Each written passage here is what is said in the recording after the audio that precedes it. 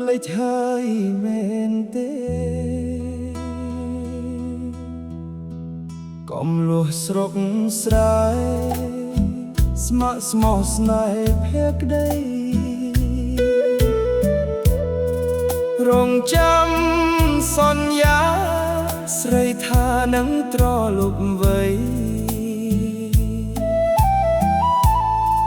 ព្រោះតែសំដីចាំស្រីត្រលប់មកវិញ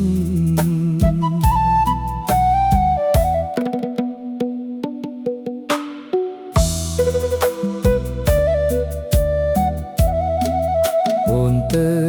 ទីក្រុងអូនឆ្លក់លងនឹងភ្លើងពូចោលប្រស្រុកស្រែភ្លេចក្លិនស្រែភ្លេចអស់គោក្រវៃងៀងបានឡានថ្មីចោលបងជិះរទេះគោអូទីក្រុងអើយបែកឡាយផ្ដាច់ស្នេហ៍ខ្ញុំនាងជាមនុស្សស្មោះត្រង់ប្រែចិត្តភ្លេច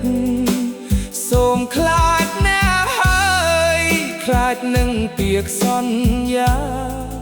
ទឹកភ្នែកហូរស្រក់លើដីអោបក្តីឈឺចាំអ្នកអើយ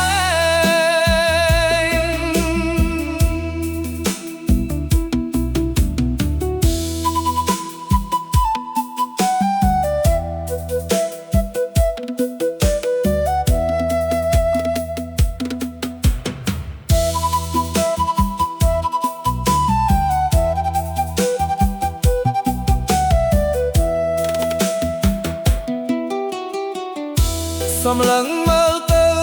វាលស្រែដែលយើងធ្លាប់ដើរក្បែរគ្នាពេលនេះសល់តែរងាគ្រាំគ្រាចិត្តស្ទើរធ្លាយទ្រូងឡានទំនើបគេជិះនាំអូនទៅឆ្ងាយសែនឆ្ងាយទុកឲ្យបងអ្នកនេះខ្វល់ខ្វាយស្លាប់ព្រោះគ្មានញាក់ដឹងឡើយ